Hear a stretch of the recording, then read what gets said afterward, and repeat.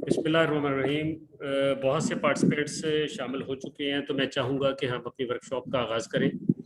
सबसे पहले तो मैं आपका शुक्रिया अदा करता हूँ कि आप लोग आज ऑनलाइन वर्कशॉप के लिए यहाँ पे मौजूद हैं, और इसके साथ साथ मैं चेयरमैन साहब का भी शुक्रिया अदा करता हूँ कि उन्होंने हमें आज टाइम दिया और उन्होंने मुझे कहा है कि वो भी आज एज ए पार्टिसिपेंट्स इस वर्कशॉप में मौजूद होंगे।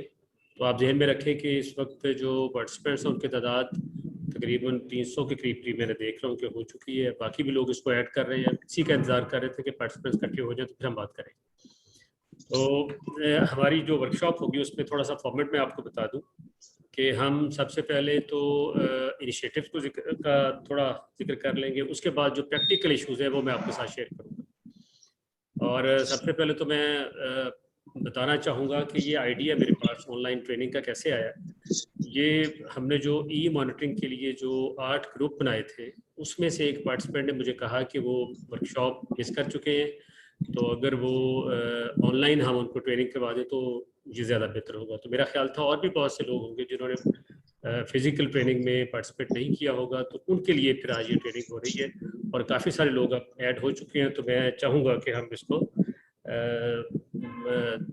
थोड़े वक्त में हम अपना जो ऑब्जेक्टिव है उसको पूरा करें। तो सबसे पहले तो मैं बताऊं कि हमने इनिशिएटिव्स कौन कौन से लिए इस बोर्ड में। 10 दिन हुए तो मेरे ज्वाइन हुए जब तो हमने सबसे पहले जब मुझे पता चला कि लाहौर बोर्ड में कंप्यूटराइज्ड ड्यूटी जो है वो कंप्यूटराइज नहीं दी जाती बल्कि मैनुअल ड्यूटी लगाई जाती है।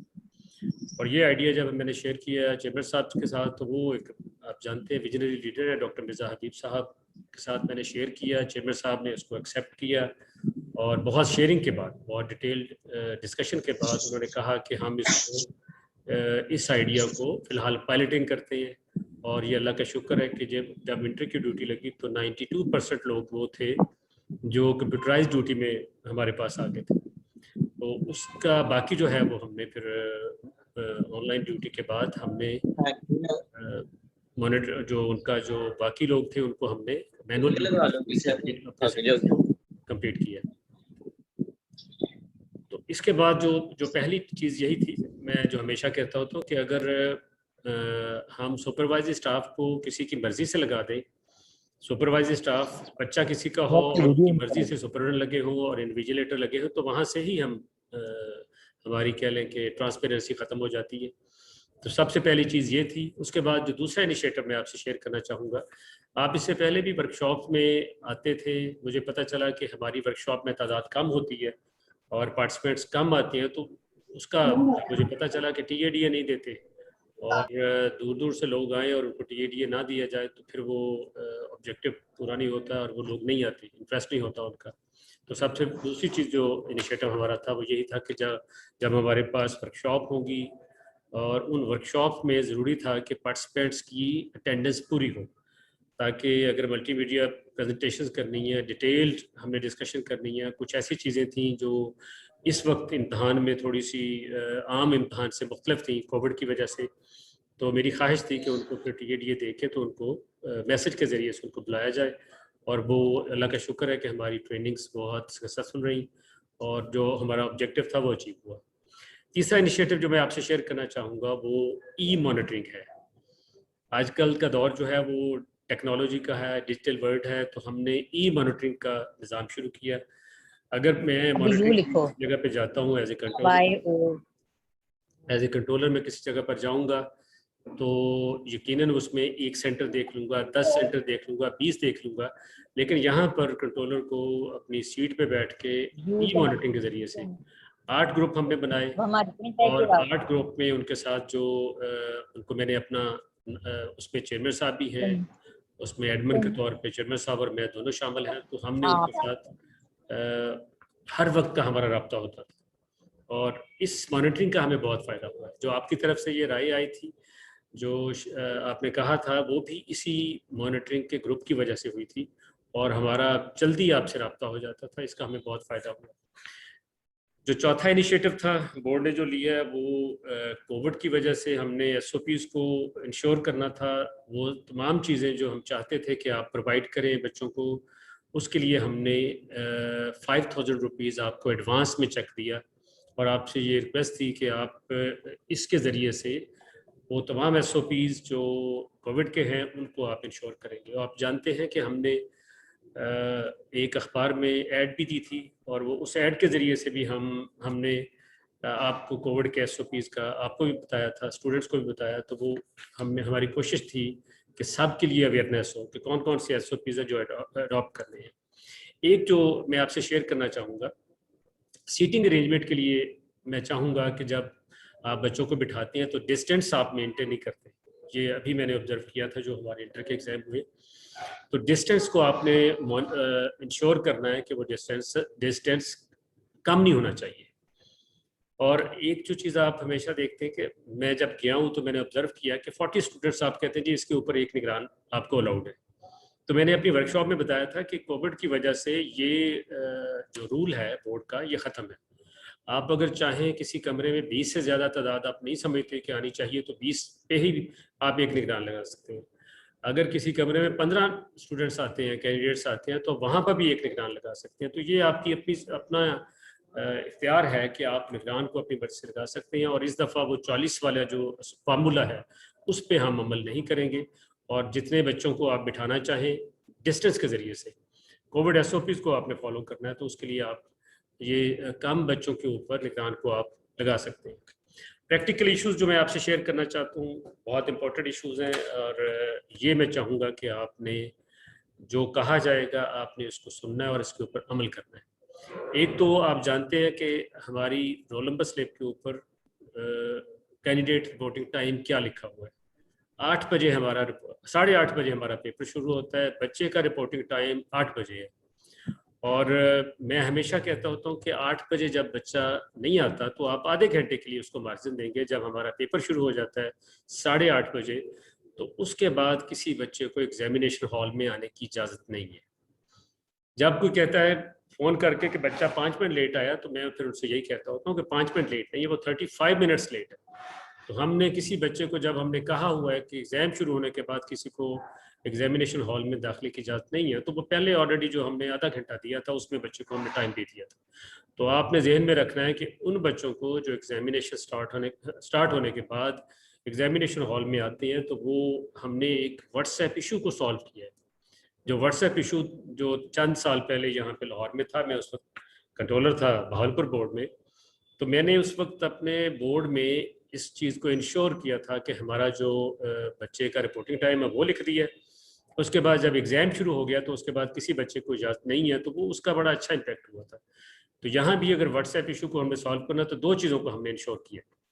एक तो कैंडिडेट का रिपोर्टिंग टाइम, दूसरा इनवेलप आपने किस वक्त खोलना है, और वो टाइम जो है वो 8:25 से पहले आप क्वेश्चन पेपर को ओपन नहीं करेंगे। 8:25 के बाद अगर आप 25 मिनट पे आप खोलते हैं तो 5 मिनट के अंदर अंदर आप बच्चों को क्वेश्चन पेपर डिस्ट्रीब्यूट कर देंगे। तो यही चीज़ मैंने कहा था कि व्हाट्सएप इशू को अगर फिक्स करना है, सॉल्व करना है, तो हमारे पास यही एक तरीका है कि हम बच्चे का रिपोर्टिंग टाइम एग्ज़ाम के बाद बच्चा एंटर नहीं होगा, और 5 मिनट पहले से एग्ज़ाम शुरू होने से पहले एनवेलप नहीं खोला जाएगा। तो इस चीज़ को आपने इंश्योर करना है कि जो हमारा पेपर ओपनिंग टाइम है वो 8:25 पर, उससे पहले आप पेपर को नहीं खोलेंगे। एक चीज़ जो बहुत अहम है, जो इस दफ़ा हमने एक वाक़या भी हमने देखा है, रोल ऑफ सिक्योरिटी गार्ड। मैंने आपको वर्कशॉप में जो फिजिकल वर्कशॉप्स हुई थी उसमें मैंने आपको बताया था ये कि जो सिक्योरिटी गार्ड है वो एग्जामिनेशन सेंटर के लिए नहीं है। एग्जामिनेशन सेंटर में तो बहुत से लोग होते हैं, RI होते हैं और सुपरवाइजर स्टाफ होता है, बहुत से लोग होते हैं, तो उस वक्त वहाँ पे उसकी ज़रूरत नहीं है। लेकिन उससे पहले अगर आप देखें तो जिस वक्त किसी भी सुपरडेंट ने या डिप्टी सुपरडेंट ने किसी भी सुपरडेंट ने जब पेपर लेना है बैंक से, तो उस वक्त वो अकेला होगा। जब उसने बंडल जमा करवाना है तो उस वक्त वो अकेला होगा। आप जानते हैं कि हमने RIs को ये उनको कहा हुआ है कि वो आपको सिक्योरिटी गार्ड प्रोवाइड करेंगे, और उस सिक्योरिटी गार्ड को हमने पैसे पे करता है बोर्ड। तो आपने इंश्योर करना है कि जिस वक्त आपने पेपर लेना है उस वक्त आपके साथ वो स्क्वाड करे, और उसके बाद जब आपने बंडल जमा करवाना है तो उस वक्त वो आपको स्क्वाड करे। वहाँ पर सिक्योरिटी गार्ड की ज़रूरत है। एग्जामिनेशन हॉल में जो बाकी लोग होते हैं उनकी मौजूदगी में शायद ऐसा सच उतनी ज़रूरत नहीं हो। तो ये भी आपने ज़हन में रखना है कि सिक्योरिटी गार्ड की जो ज़रूरत है उसके मुताबिक आपने बैंक से पेपर लेते हुए और बैंक में पेपर जमा करवाते हुए इसको अपने साथ रखना है। एक और चीज़ जो मैं हमेशा कहता होता हूँ कि मोबाइल फ़ोन का तो किसी भी तरह से एग्जामिनेशन हॉल में कोई इजाज़त नहीं है, लेकिन फिर भी कुछ लोगों का ये होता है कि वो देखते हैं कि हाँ जी एग्जामिनेशन हॉल में तो नहीं है लेकिन किसी और जगह पर साथ उनका स्ट्रांग रूम है तो वहाँ पर रखा हुआ है। तो मैं ये कहता हूँ तो वहाँ भी नहीं होना चाहिए। मोबाइल फ़ोन सिर्फ और सिर्फ आरआई के पास जमा करवाएं, और अगर आपके पास कोई सेफ है, कोई ऐसी जगह जहाँ पर वो उसकी आवाज़ ना आए या वो डिस्टर्ब ना करे, तो वह दूर कहीं रखा जा सकता है। एग्जामिनेशन हॉल में मोबाइल फ़ोन बिल्कुल इस्तेमाल नहीं किया जाएगा। एक और चीज़ जो प्रैक्टिकल इशू है, मैं देखता हूँ कि जब विजिलेटर्स को आप लगाते हैं तो उनको आपने इंश्योर करना है कि जो हमारे SOPs हैं कोविड के, वो मैं शेयर कर दूंगा, ग्रुप्स में भी शेयर करूंगा, वो सारे SOPs, अखबार की कटिंग भी मैं आपसे शेयर कर लूँगा। और आपने जो इंश्योर करना है कि क्या सारा स्टाफ जो आपके साथ काम करने वाला है वो वैक्सीनेटेड है। वैक्सीनेशन का सर्टिफिकेट आपने बोर्ड को जमा करवाना है। इसी तरह से आप भी अपना भी आप सर्टिफिकेट देंगे कि आपने वैक्सीनेशन करवाई हुई है। वैक्सीनेशन की एक डोज अगर लगी हुई है तो वैक्सीनेशन का वो प्रोसेस आपका कंप्लीट है। आप एक डोज के बाद किसी को निगरान के तौर पर रख सकते हैं। जब इन्विजिलेटर आप लगाते हैं तो उसमें एक चीज़ जो मैंने देखी है कि निगरान जो है वो मूव करते हैं। मैं साहिवाल में कंट्रोलर था उस वक्त, जब मुझे पता चला, एक बच्ची ने फ़ोन किया, उसने कहा कि मैं आपकी बोर्ड की टॉपर हूँ और मेरे कमरे में जो निगरान हैं वो खातून जब चलती हैं, वॉक करती हैं, तो उनकी जो हील की टिक टैक है उससे मैं डिस्टर्ब होती हूँ। और मैं हमेशा कहता होता हूँ कि हमारा जो रोल है वो बच्चे को कंडीसिव इन्वायरमेंट देना है। पीसफुल पुरसकून बच्चा इन्वायरमेंट मिलेगा तो ये हमारी जिम्मेदारी है। और बच्चे का ये हक है कि हम उसको शाउट ना करें एग्जामिनेशन हॉल में, और मूवमेंट ज़्यादा होगी तो बच्चा डिस्टर्ब होता है। हम किसी भी तरह से जो हमारा रोल है एज ए टीचर, हमें पोलाइट, नाइस और सिंपैथेटिक होना है, तो यही रोल हमारा एग्जामिनेशन हॉल में भी होगा। हम बच्चों को पुरसकून इन्वायरमेंट प्रोवाइड करेंगे। तो आपने भी इंश्योर करना है कि निगरान जो है वो मूव ना करें। एक चीज़ मैंने और देखी है कि जब भी हम कोई वर्कशॉप करते हैं, जब भी हम कोई क्लास में होते हैं, तो टीचर्स का जब आई कांटेक्ट होता है, उस आई कांटेक्ट के ज़रिए से आप उस क्लास को कंट्रोल करते हैं। जैसे ही आपका आई कांटेक्ट ख़त्म होता है तो वहाँ पर इश्यूज बनते हैं और वो प्रॉब्लम जो है वो सबके लिए होता है। तो एक तो वॉक ना करें, दूसरा अपना आई कांटेक्ट रखें, उनकी निगरानों को इस तरह से खड़ा करें कि हाल अगर है बड़ा तो एक निगरान सामने खड़ा हो जाए, एक पीछे खड़ा हो जाए, लेकिन उनका बच्चों की तरफ मुंह होना चाहिए। जो पीछे आप निगरान खड़े कर देते हैं उनका कोई फ़ायदा नहीं होता, वॉक करने से कोई फ़ायदा नहीं होता। तो ये दो चीज़ें आपने इंश्योर करनी है कि हमने बच्चों के साथ सॉफ्ट होना है, लाइट नाइस होना है, उनको अच्छा माहौल देना है, साथ साथ जो हमारा इन्विजिलेशन का सिस्टम है उसको भी आप इम्प्रूव करेंगे। कई दफ़ा बच्चे हमारे पास आते हैं जो हार्डशिप में होते हैं, कुछ लेफ्ट हैंडेड बच्चे होते हैं, किसी का खुदा ना खास्ता कोई एक्सीडेंट हुआ होता है, कुछ डेफ एंड डम्ब बच्चे होते हैं, तो उनके लिए भी आपने कोशिश करनी है कि आप लेफ्ट हैंडेड के लिए आप उनको क्लिप बोर्ड दे सकते हैं, आप उनको टेबल दे सकते हैं, या उनको आपने डेफ एंड डम्ब बच्चों को आप हाल में ना बिठाएं, उनकी जगह आप अपने पास किसी ऐसी जगह पे बिठाएं जहाँ पर वो बोलना होता है बच्चे ने राइटर के तौर पे, तो उसको आप किसी ऐसी जगह पे रखें जहाँ पर बाकी लोगों को डिस्टर्ब ना करें। दूसरा मैंने देखा है इस दफ़ा जो प्रैक्टिकल इशू था, जो मैंने देखा है कि आपने खुद से इजाज़त दे दी किसी बच्चे को, राइटर प्रोवाइड कर दिया। तो ये बोर्ड के रूल्स के मुताबिक जो परमानेंट डिसेबल बच्चे होते हैं उनके पास सोशल सिक्योरिटी का सर्टिफिकेट होता है, उनके बगैर आप किसी बच्चे को राइटर प्रोवाइड नहीं कर सकते। और कोई बच्चा अगर बोर्ड की इजाज़त लेके आपके पास आएगा तो परमिशन होगी बोर्ड की, अदरवाइज आप किसी बच्चे को इस तरह से अकोमोडेट नहीं कर सकते। एक और चीज़ जो मैंने देखी है कि आप लोग मुझे फ़ोन करके पूछते हैं या हमें पता चलता है कि किसी जगह पे मैथ का या फिजिक्स का पेपर है और बच्चों को डिप्राइव किया गया है कैलकुलेटर से। आप जानते हैं कि कैलकुलेटर के बगैर मैथ के बच्चे या फिजिक्स के बच्चे वो अपना काम नहीं कर सकते। तो कोशिश करें कि इस तरह की कोई चीज़ नहीं होनी चाहिए जिसकी वजह से हमारे लिए प्रॉब्लम बने। कैलकुलेटर का इस्तेमाल किसी भी बच्चे के लिए वो उसकी ज़रूरत है और आप उसको डिप्राइव नहीं कर सकते। पूछा जाता है कि आपको जो कैलकुलेटर आपने इस्तेमाल करना है वो साइंटिफिक हो तो इजाज़त है या नहीं है। किसी भी तरह से किसी भी बच्चे को साइंटिफिक हो या मैनुअल हो उसको इजाज़त है। एक चीज़ जो मैंने आपसे शेयर करनी थी कि जब हम आपकी चीज़ें होती हैं, आपका सामान होता है, तो आप उनको